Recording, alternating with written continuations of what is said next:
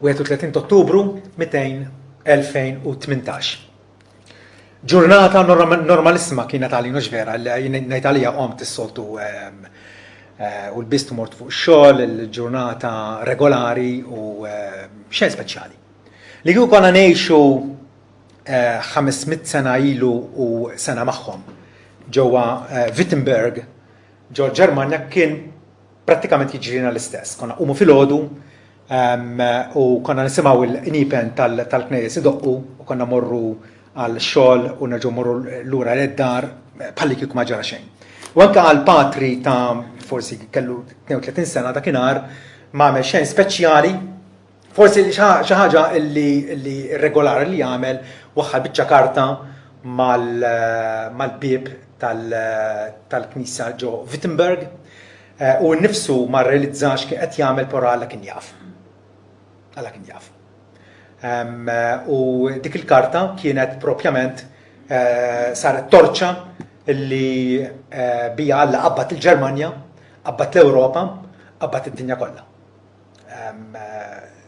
Tajjeb illum li bi gratitudni inħarsu lura lejn l-Emil ta' Alla, il-fatt li Alla ġab din ir-riforma, riforma waħda kbira f'dawn l-aħħar 2000 sena ta' storja tal-Knisja.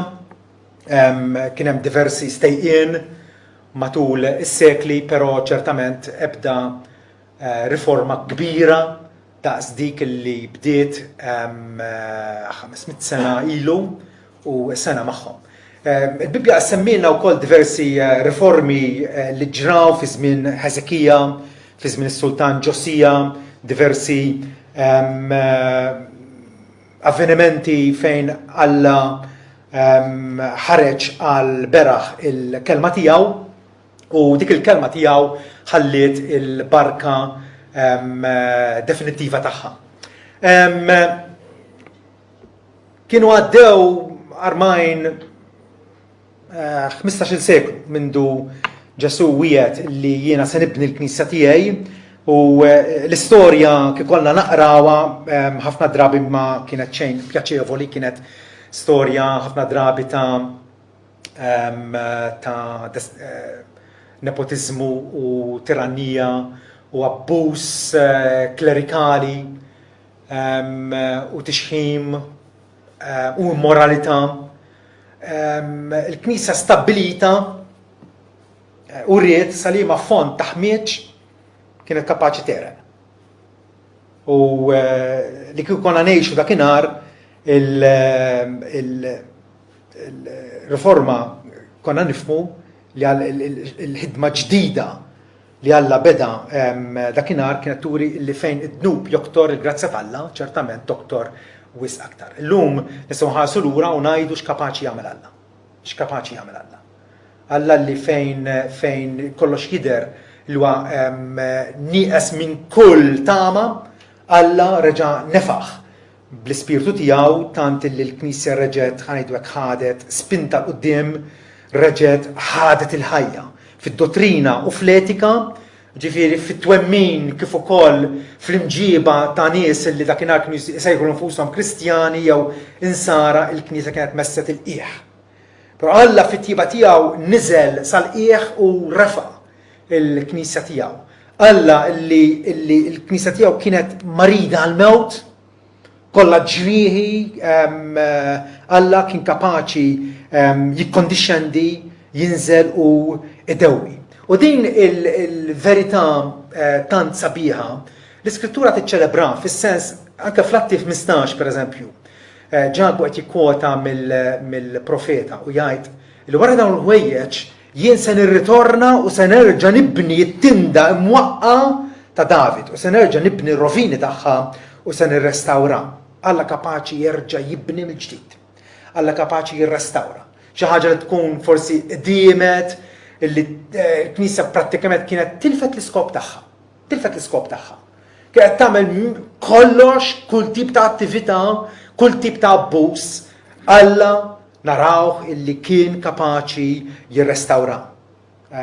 Pawlu f'waħda mill-ittri tiegħu fil-bidu tat-tieni tra l-Korintin jirrakkonta jaqsamana l-esperjenzi tiegħu fejn jgħid illi infatti aħna kellna s-sentenza tal-mewt fina nfusna. Imma ġralna hekk sabiex ma nafdawx fina nfusna. Iżda falla li qajjem il-mejtin. U l-għada tal-Knisja dakinhar kienet mejta. Prattikament kienet mejta. Imma Alla qajjimha mill-mewt. Qajjimha mill-mewt bil-qawwa tiegħu. Pawlu kompli jgħid li Alla li ħelisna minn periklu hekk mortali u se jeħlisna fih it-tamajna li se jibqa' jeħlisna. Illum il-ġurnata din nixu fi żminijiet moderni rridu ngħidu bħala Apostlu Pawlu li Alla fih it-tamajna li se jibqa' jeħlisna. Se jibqa' jeħlisna. Għaliex illum il-ġurnata aħna faċilment nistgħu ngħidu għandna bżonn riforma oħra. Imma jiena ħanajda xort oħra. Flok ma jkollna riforma oħra. Ejjew nkomplu nibnu fuq dik ir-riforma li bdiet 500 sena u 500 sena ilu u sena magħhom. Ir-riforma ta' dakinhar għada rilevanti sal-lum. Għada tot sal-lum. Dak ix-xogħol tal-Ispiritu Santu, tajjeb, irid jitkompla, Alla qajjem lilna f'pajjiżna biex inkompluh, inqawwuh u nipperfezzjonawh. Dakinhar imbeda xogħol ġdid, tajjeb, aħna werrieta ta' dak il-patrimonju rik u Alla jridna li ngħaddu għal perfezzjoni minn dan il-wirt li aħna irċevejna.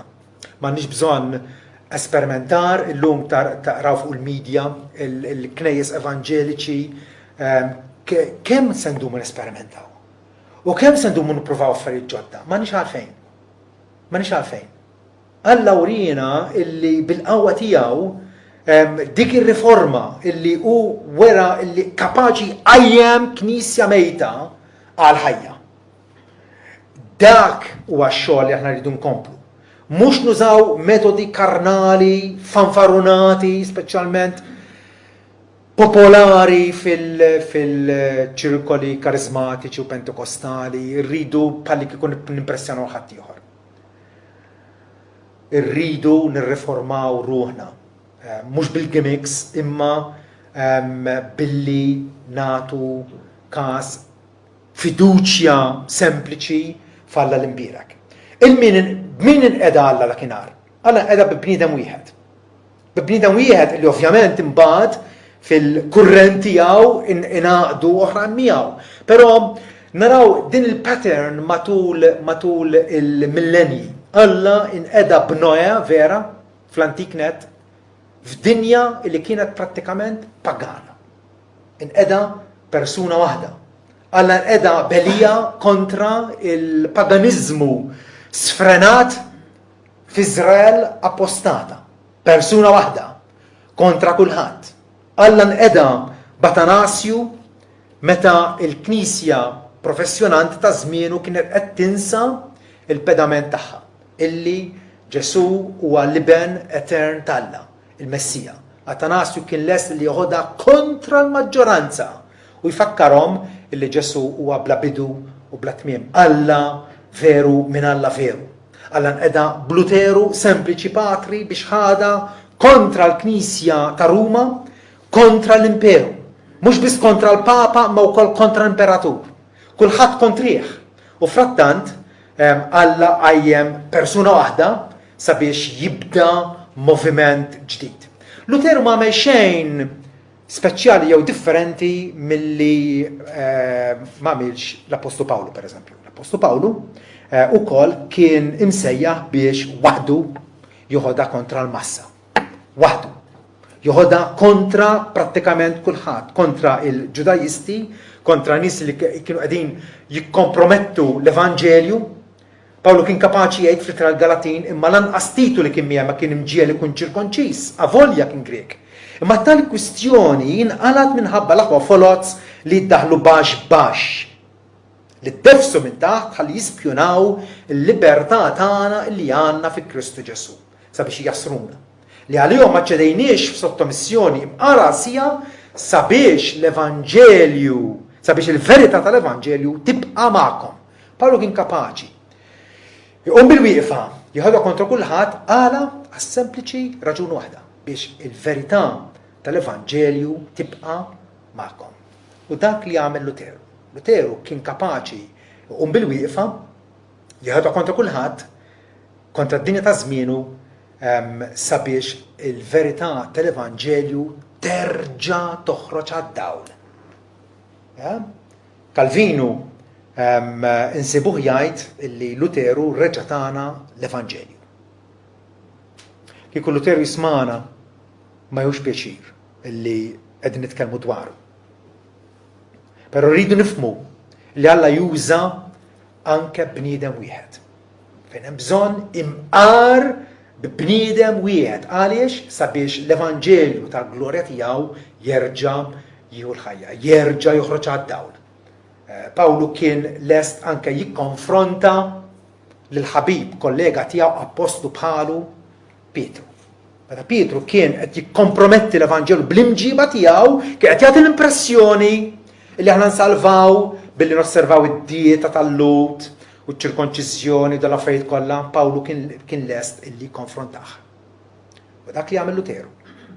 Luteru ma qatx, Luteru laqas biss ħolom illi eventwalment kien se jkun imkeċċi, però prattikament hu sab li hu nnifsu barra mill-Knisja appostata ta' żmienu appuntu għax żamm sħiħ mal-Evanġelju. Luteru allura huwa dak il-bniedem wieħed illi Alla jatina sabiex il-Knisja kompli fuq il-pedament sod tagħha. Pawlu jgħid imma meta kif ġie f'Antjokja jiena opponejtlu f'wiċċu għax kien ikkundannat. Għax qabel ġew xi wħud minn ġabbu kien imdorr jiekol magħhom mal-Ġentili, imma meta ġew beda jwarrab, beda jissepara lil nnifsu għax beża minn dawk taċ-ċirkonċiżjoni. Kemm huwa faċli li aħna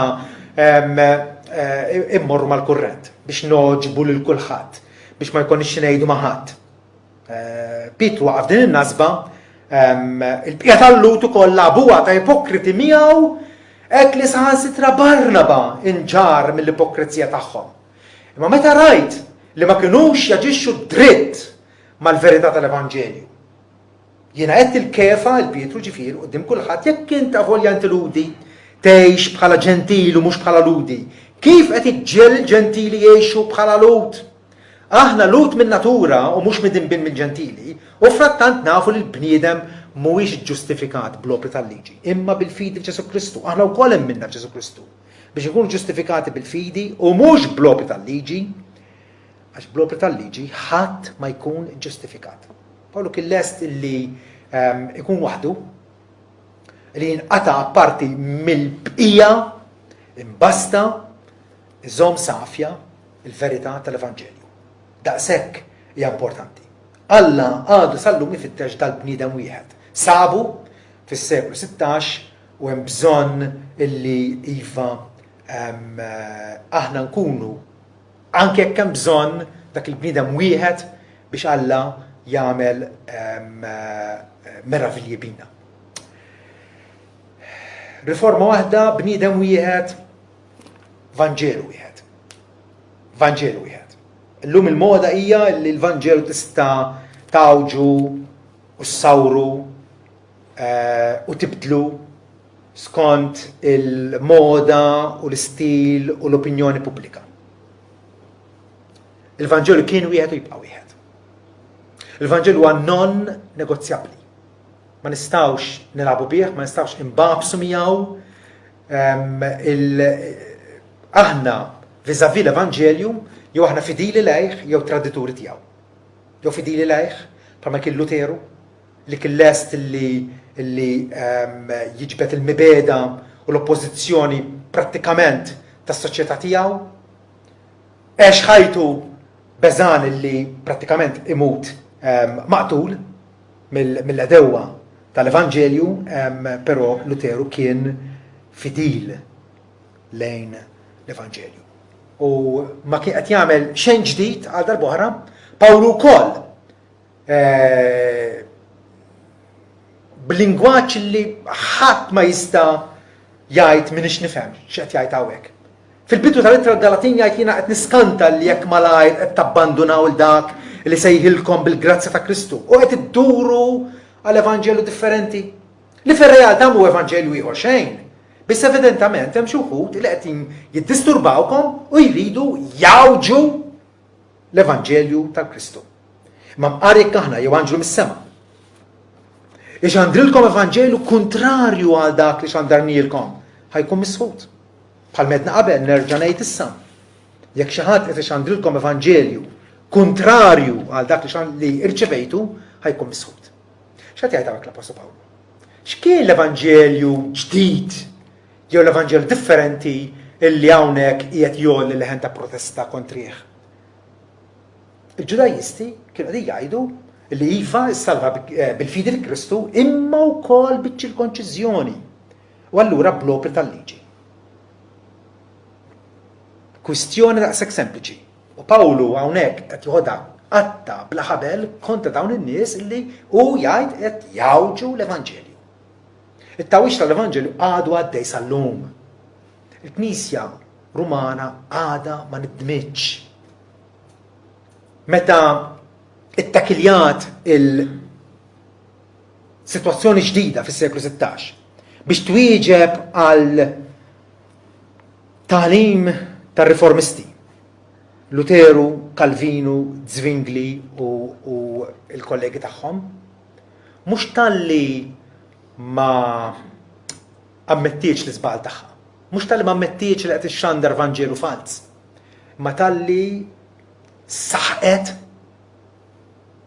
enfasizzat anke b'konċilju li huma jsejħulu konċilju ekumeniku fit-Trento, l-Italja, biex terġa' tafferma l-iżbal tagħha. Dak il-konċilju ta' 500 sen ilu għadu jgħod sal-lum. Konċilju Vatikan it-tieni, il-Katekizmu tal-Knisja Kattolika tal-lum għadhom qed jaffermaw li dak li jingħad dakinhar għadu jgħod sal-lum. Din mhijiex misunderstanding, mhijiex ġlieda trivjali, hija kwistjoni bejn ħajja u mewt. Pawlu qed jgħid Vanġelu wieħed vera tal-grazzja tagħna u Vanġelu kontrarju għal dak li rċevejtu. Għaliex kien kontrarju? Sempliċement għaliex mal-fidi fi Kristu qed iżidu wkoll ċirkonċiżjoni, ħarsien tal-liġi Możajika l-istess kif tagħmel il-Knisja Kattolika llum. Li tajt li biex issalva trid titgħammet, trid tosserva s-sagramenti tagħha, trid tagħmel l-opri tajba, da kollu huwa fatti magħrufa, naħseb jiena ma' kull Kattoliku li nitkellmu kollha kemm huma jgħid meta ngħidulhom illi huma salvati bil-grazzja abbażi tal-mewt ta' Kristu biss jibqgħu bħalhom miftuħ tal-affarijiet ma jafhomx. Ma jafhomx. Għaliex għax jemnu Vanġelu fals. Meta tiftakru iltqajna f'seminar u ddiskutejna l-ġustifikazzjoni bil-fidi biss, il-żewġ kelliema Kattoliċi qas biss issugraw li jindirizzaw il-kwistjoni. Ma ssugrawx. Allura il-Vanġelu wieħed l-aħwa non negozjabbli ejjew nżommu sħiħ miegħu. U ħanżommu sħiħ miegħu b'metodu wieħed. Kif? X'ħan nagħmlu b'dan id-depożitu illi Alla tagħna illum il-ġurnata. Aħna l-Evanġeliċi għandna il-ġawra tal-Evanġelju, però m'għandniex il-kaxxa tal-pannu, il-kaxxa sabiħa, il-kaxxa tant rikka illi fija tista' tpoġġi l-ġojjel. Għandna ġojjel, però m'għandniex dak il-rikkezzi li ħansejra il-kaxxa. Kisa Kattolika għandha l-kaxxa, però m'għandix il-ġojjel. Dik id-differenza bejnietna. Għandna l-Vanġelu, toħdilna l-Vanġelu, m'għandna xejn. M'għandna xejn. Kisa Kattolika għandha kollox, għandha sinjuriji, għandha rikkezzi, għandha bini, għandha arti, għandha kollox għandha. Banek, għatifem, però m'għandhomx il-Vanġelju. U allura rridu inħossu responsabilità. Li Alla li fdalna l-Evanġelju wieħed tiegħu hemm metodu wkoll wieħed kif aħna nistgħu ngħadduh il-ħadd ieħor. Kif? L-istess bħalma għaddewh l-apostli. L-apostli tawna modell l-ewwel ħaġa rridu ngħaddu b'devozzjoni lejn Kristu l-Arus. L-istess ukoll għamlu r-reformisti kellhom dil-passjoni waħda li kienu entużjasti b'fema waħda li l-kelma talla hija determinanti, hija deċiżiva u tirregola kollox. Illek jiena ħan irraġuna u jiena se nimxi miegħek irridu niftehmu bejnietna għabbażi tal-iskrittura imqazza. Mnejn ġibna dil-idea ta' sola skrittura li għadna kif kantajna dwarha? Mnejn ġibnija? Ivvintajni aħna, ivvinta Luteru, xejn minn dan. Tajilna sidna Ġesu Kristu nnifsu. Jekk taqra l-Evanġeli, kemm il-darba toħroġ impressjonat li għandek nies li avviċinaw l-Ġesu b'mistoqsija jew għandhom xi kwistjoni miegħu u Ġesu kull darba joħodhom lura lejn l-Iskrittura. Sola Skrittura. Ħafna drabi kellu kull awtorità li jagħti tweġiba hu direttament, però rrid jgħandna dal-prinċipju. Pereżempju, naqraw hekk ara matul l-Evanġeli. Qatt ma qrajtu jgħidilhom, qatt ma qrajtu x'hemm miktub fil-liġi. Ma qrajtux tagħmel David. X'ikmandakom Mosè. Intom tiżbaljaw għax ma tafux l-Iskritturi. Jaqgħu ma qrajtux fil-liġi. Ma qrajtux fil-ktib ta' Mosè. Morru talmu xi fisser dan u jikwitalhom l-Iskrittura. Ħniena nixtiequ mhux sakrifiċċju. U finalment il-famuża frażi tiegħu hu miktub. U miktub. Huwa Ġesu nnifsu illi jridna noqogħdu attenti milli nadottaw u nħadnu tagħlim illi jista' jkun ġej minn kull imkien. Ħafna drabi jkun erf mondan, erf tad-dinja, kif jaħsibha l-bniedem in ġenerali. Kif inhuwa sensibbli għalina. Ġesu jridna mor lura għall-Iskrittura. Intom invalidejtu, jgħid lill-Fariżej, il-kelma talla, ġibtuha fix-xejn minħabba tradizzjonijiet tagħkom. U allura il-devozzjoni tagħna lejn Kristu rridu nurruha l-ewwel nett billi nżommu sħiħ ma' kelmtu. Ma' kelmtu. Ismewtu l-art jgħaddu, ma' kliemi ċertament ma jgħaddi qatt. L-aqwa devozzjoni nistgħu nuru lejn Ġesu huwa li attwalment illum il-ġurnata aħna evanġeliċi li tajna il-Bibbja lid-dinja prattikament. Tajna l-Bibbja lid-dinja.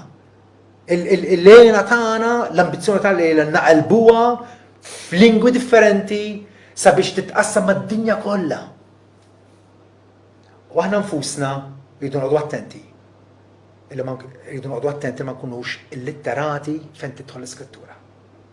Aħna li ngħidu li nibbażaw il-twemmin tagħna fuq l-Iskrittura, kemm hija għażiża prattikament l-Iskrittura għalina? Kemm qegħdin naqrawha kuljum? U mhux sempliċement qari tal-ġen ħammorru, imma li inxappu r-ruħ tagħna fiha. Altrimenti ma jkun nebda dritt li nissejħu apostoliċi kif għandu jkun. Marta uriet x'inhu dan l-ispirtu ta' devozzjoni lejn Kristu. Meta laqatu fid-dar tagħha sempliċement warbet kollox, insit kollox, poġġiet ma' riġlejn Ġesu qadet tisimgħu.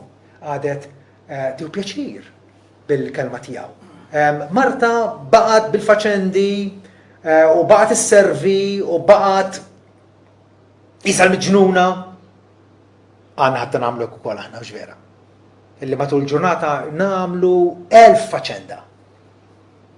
Ma fejn l-Iskrittura? Kemm qegħdin ta' bilħa nfittxuha? Ġifieri dik l-ewwel ħaġa, id-devozzjoni tagħna lejn Kristu li tintwera fil-żamma leali lejn kelmtu. It-tieni, il-riformisti wkoll ma' Luteru, Calvinu, Zwingli, Knox, kienu awturi, kienu amministraturi, kienu għalliema, kienu debaters kbar. Pero fuq kollox għataw x'kienu. Predikaturi. Aktar minn kollox kienu predikaturi prima. Riedu illi jgħalmu u jwaslu il-kelma talla lin-nies. Raw u kienu konvinti illi kellhom dil-kummissjoni minn Alla. li jgħaddu kelmtu lin-nies pritkar fidil bħalma smajna il-qari mill-ewwel ittra Tessalonikin. Pawlu jfakkarhom dawn in-nies. Jgħidilhom hekk billi konna affezzjonati lejkom, oġobna naqsmu magħkom mhux biss l-Evanġelju tal-Alla ma wkoll ħajjitna stess. Għaliex kontu sirtu eżies għalina, għax tiftakru l-aħwa. It-taħbit u l-istrapazzana ħdimna lejl u nar ħalli ma ntaqlux xi ħadd minnkom fil-waqt li proklamajnielkom l-Evanġelju tal-Alla. Meta Pawlu mar Tessalonika kellu bżonn jaħdem bidejh, kellu bżonn jipprovdi għal bżonnijiet tiegħu, però da kollu għamlu sabiex ikun possibbli wettaq il-kompitu tiegħu. U ċoe illi jippriedka l-Evanġelju li dawn in-nies li sabhom pagani huma rispondew għal din il-bxara tajba. Il-kummissjoni tagħna tibqa' l-istess. Jew ma nintilfux f'affarijiet diversi, rridu nżommu l-Ministeru tal-Kelma ċentrali fil-Knesset tagħna. Pritkar ukoll fidil imma wkoll b'konvinzjoni u ċew bil-qawwa tal-Ispiritu Santu. Fl-istess il-Tessalonikin Pawlu jgħid li l-Evanġelju tagħna ma ġikomx biss bil-kelma, imma wkoll bis-seta u bl-Ispiritu Santu u b'konvinzjoni qawwija bħalma tafu x'tip ta' nies konna fostkom minħabba fikom. Irridu naraw suċċess f'pajjiżna ejjew bil-imġiba tagħna, imġiba konvinċenti moralment.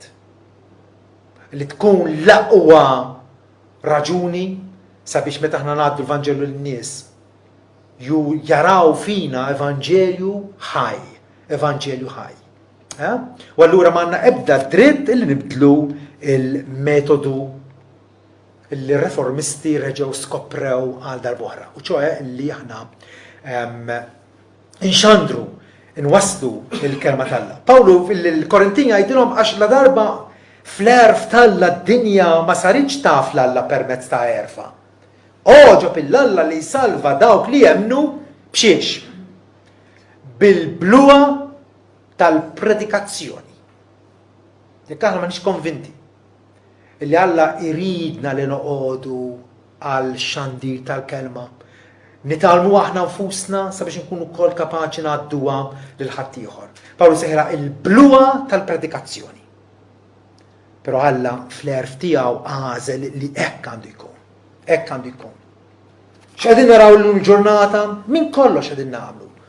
U nuru movies, u nagħmlu teatrini, u nagħmlu mima, u nagħmlu pantomimi, min kollox qegħdin nagħmlu.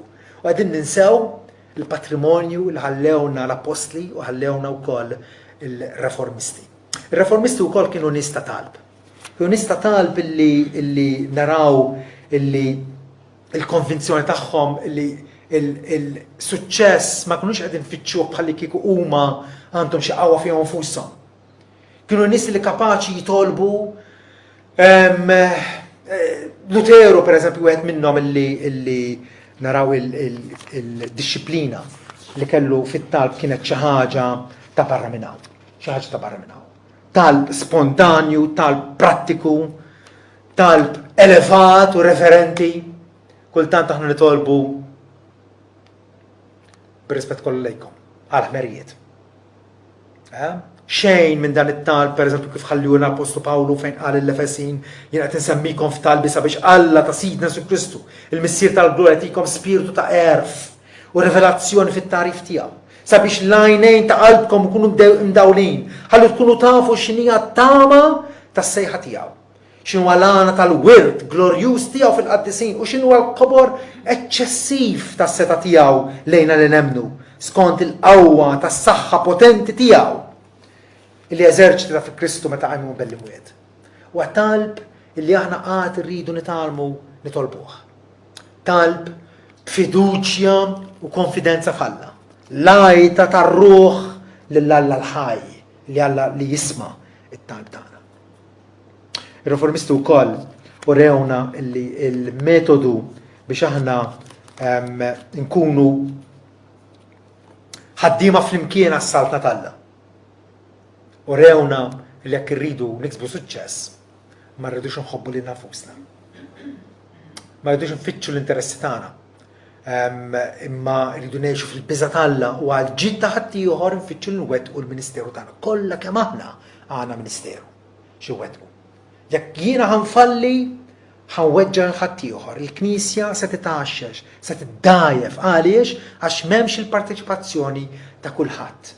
L-imħabba, il-marka hija l-marka distintiva u indispensabbli ta' kull dixxiplu. Ta' kull wieħed waħda li ssejjaħ l-isem ta' Ġesu bħala il-Salvatur tagħha. Ġesu nnifsu jgħid kmandament ġdid nagħtikom li tħobbu l-xulxin bħalma ħabbejtkom jien hekk ukoll għandkom tħobbu lil xulxin. Dan ikun jaf kulħadd li intom dixxipli tiegħi. Jekk għandkom l-imħabba għal xulxin. U naħseb jiena f'dinja fejn hija konfuża u fejn hija mgerfxa waħda u sewwa. Rridu nkonvinċuha li Alla l-ħaj huwa fostna huwa preżenti magħna mill-imħabba li għandna lejn xulxin, imħabba fraterna.